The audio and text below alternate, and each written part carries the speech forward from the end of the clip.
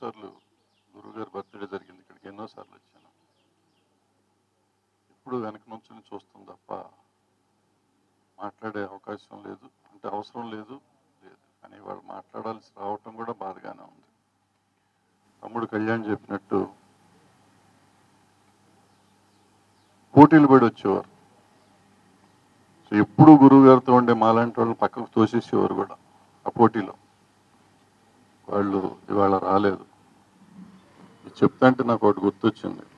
20 ఏళ్ల కింద అనుకుంటా, అక్కడ రోడ్ నెంబర్ 10లో గురువు గారి ఇంట్లో ఉన్నప్పుడు నేను పద్మక్క నిన్ను గురువు గారిని కూర్చోబెట్టి నేను చెప్పాను, గురువుగారు ఈ చాలా నీచమైన ఇండస్ట్రీ అండి ఇది, వీళ్ళతో ఎందుకు సార్, మనకి వదిలేయండి, పట్టించుకోవద్దు వీళ్ళని, మీ దగ్గరికి వస్తారు, కాళ్ళకి దండం పెడతారు, పని చేయించుకుంటారు, అన్ని పనులు అయిపోయినాక మీ తలుపు దాటక ముందే మిమ్మల్ని బూతులు తిడుతున్నారు సార్ అన్న.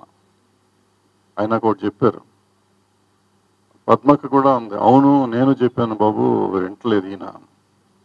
అప్పుడు ఈయన మా ఇద్దరికి ఒకటే చెప్పారు, భరద్వాజ నాకు తెలుసు వీళ్ళు ఎవరెవరు ఏమేమి నాటకాలు ఆడుతున్నారో నాకు అన్నీ తెలుసు, తెలియదని కాదు, కానీ ఇవాళ ఇండస్ట్రీలో మనం అనేది ఒకటి ఉన్నాం, ఒకళ్ళు అడిగేవాడు మాట్లాడేవాడు ఉన్నాడు, క్వశ్చన్ చేసేవాడు ఉన్నాడు అని ఉన్న రోజునే వాళ్ళందరూ భయపడతారు. లేకపోతే ఇండస్ట్రీ కకలావికలం అయిపోతుంది. ఆ కకలావికలం ఈ 1 ఇయర్లో మనం చూసాం. ఆయన ఆ రోజు చెప్పింది ఎందుకు చెప్పారో నేను ఆయనకి ఏదో ఇట్లాగే చెప్తూ ఉంటారులే అన్నట్టుగా అనుకున్నాను, కానీ నాకు ఇప్పుడు అర్థమవుతుంది ఆయన ఎందుకున్నారో. ఆయన ఉన్నన్ని రోజులు ఎంతమంది ఎన్ని తిట్టుకున్నారో నాకు తెలుసు బయట, కానీ ఆయన దగ్గరికి వచ్చినాక పిల్లుల్లాగా ఉండే కాళ్ళకు దండం పెట్టాక పక్కన పడి ఉండేవారు. సో వాళ్ళు వస్తారని నేను ఎప్పుడు ఎక్స్పెక్ట్ చేయలేదు, వాళ్ళు రావాలని కూడా నేను అనుకోలేదు. ఎందుకంటే అటువంటి వాళ్ళు రాకుండా ఉంటమే మంచిది. నాకు ఎవరికైతే మనస్ఫూర్తిగా ఆయన మీద ఉన్న మమకారం ఉందో, ప్రేమ ఉందో వాళ్ళే వస్తారు, వాళ్ళే వచ్చారు. వాళ్ళు అనవసరమైన వాళ్ళు రావటం కూడా నాకు పెద్ద ఇంట్రెస్ట్ లేదు. వెంకన్న గారు అన్నారు ఇండస్ట్రీ అంతా రావాలని.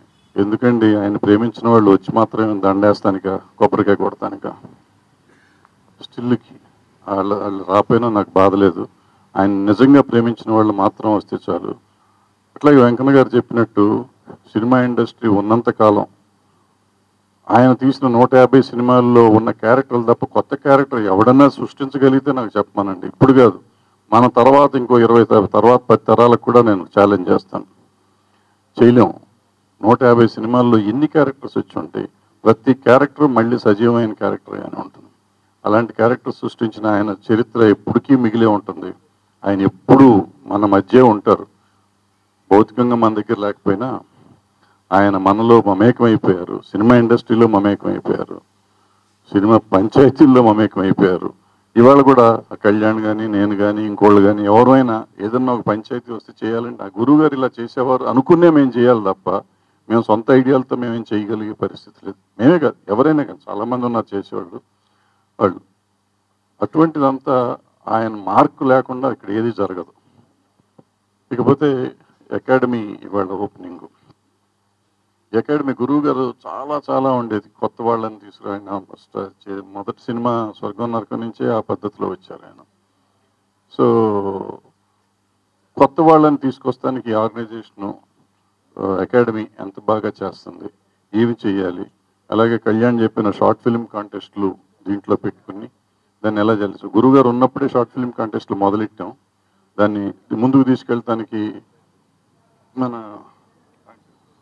సూర్యనారాయణ గారు, కళ్యాణ్ గారు ముందుకు తీసుకెళ్తున్నారు. నా వంతు సాయం ఏదైనా ఉంటే డెఫినెట్గా నేను దాంట్లో చేస్తాను.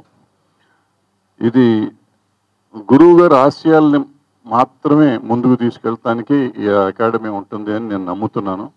దానికి ఎప్పుడు చేదోడు వాదోడుగా నేను ఉంటానని మీ అందరికీ సమక్షంలో చెప్తూ సెలవు తీసుకున్నాను. Thank you.